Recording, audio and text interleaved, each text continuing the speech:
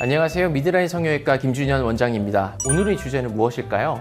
원장님, 제 지인이 눈이 자꾸 충혈되고 시력이 안 좋아져서 안과에 가니까 안검내반이 심해서 그렇다고 합니다. 수술이 필요하다고 하는데 안검내반이면 꼭 수술을 해야 할까요? 오늘의 주제는 안검내반인가 보네요. 우리 주변에 생각보다 안검내반이 분들이 종종 있습니다. 일전에 제 블로그에서도 한번 다뤘던 내용인데 영상으로 설명드려 보겠습니다.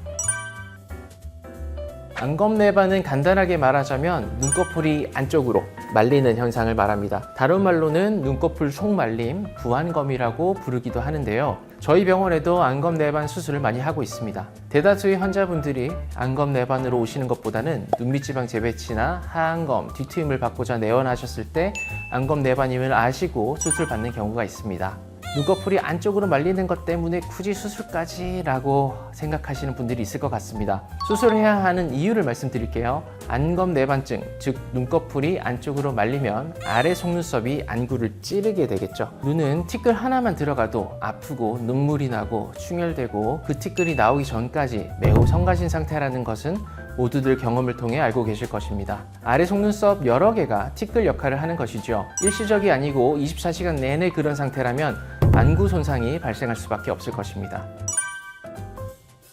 안검내반이 발생하는 원인은 무엇일까요? 네 가지로 정리해 보겠습니다. 첫 번째는 노화로 인한 눈꺼풀 판의 긴장도가 약화되어 나타나는 노인성 원인이 대표적입니다.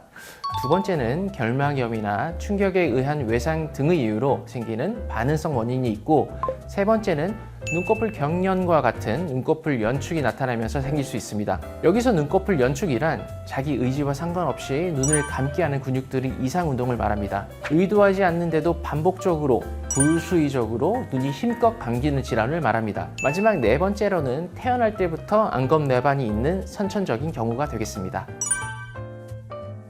무조건 수술할 필요는 없습니다. 다만 안검내반이 생기면 필연적으로 오는 대표적인 증상이 바로 속눈썹 찔림증인데요. 이 속눈썹 찔림증을 그대로 방치하게 되면 각막이 손상되고 그로 인하여 각막 혼탁이나 2차적인 세균 감염이 생길 수 있기 때문에 주의와 관심이 필요합니다.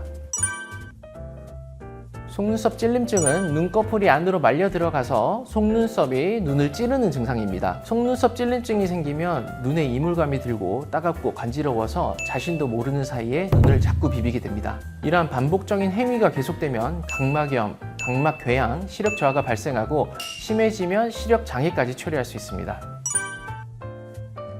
안검내반과 속눈썹 찔림증을 해결할 수 있는 안검내반 수술법이 따로 있습니다. 아래 눈꺼풀 피부 일부를 절개하여 제거하고 위쪽을 향하는 속눈썹을 앞쪽을 향하도록 피부를 봉합하는 방법입니다. 경우에 따라 애교살을 이루는 근육의 일부 절제가 필요할 수도 있습니다. 네, 오른쪽 눈에만 안검내반으로 인해 속눈썹 찔림증이 있었던 환자분입니다. 수술 전 사진을 보겠습니다. 찔림증이 없는 왼쪽 사진의 속눈썹은 앞쪽으로 향하고 있는 것과는 달리 안검내반이 있는 오른쪽 눈의 속눈썹은 눈 쪽을 향하고 있습니다. 알기 쉽게 화살표로 표시해 놓았습니다.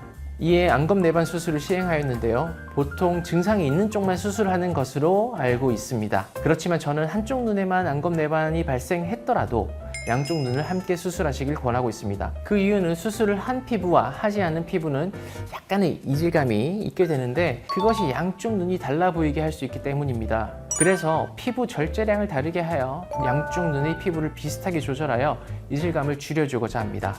수술 후 오른쪽 눈의 속눈썹 방향입니다. 수술 전에는 눈 쪽을 향하던 속눈썹이 수술 후 앞쪽으로 방향이 바뀐 것을 볼 수 있습니다. 수술 후 눈을 비비거나 눈에 손을 대는 행동은 자제해 주셔야 합니다. 초기에는 눈 밑에 흉터가 보이지만 3개월 이상이 지나면서 그 흉터는 별로 신경 쓰이지 않을 만큼 좋아집니다. 6개월이 지나면 거의 티가 안 날 만큼 흉터는 희미해집니다. 수술 후 2달이 지난 환자분의 수술 전후입니다. 참고로 이마 거상도 같이 받았던 분입니다. 2달밖에 지나지 않았지만 눈밑 흉터는 위화감을 주고 있지 않습니다. 속눈썹도 찔리지 않은 상태로 유지되었습니다. 충혈되었던 눈이 수술 후 괜찮아져서 너무 좋았다며 진작하지 않았던 것을 매우 아쉬워하셨던 기억이 나네요. 오늘은 이렇게 안검내반으로 나타나는 속눈썹 찔림증과 실제 수술 사례를 보면서 여러분들께 속눈썹 찔림증 치료에 대해 설명을 해드렸는데요. 이외에도 안검내반, 속눈썹 찔림 등에 대해 궁금하신 점이나 오늘 영상 속에서 이해가 되지 않는 부분이 있으시다면 댓글로 남겨주세요. 오늘 준비한 영상은 여기까지입니다. 끝으로 구독, 좋아요, 알림 설정 한 번씩 부탁드리겠습니다. 이상 김준영 원장이었습니다. 시청해 주셔서 감사합니다.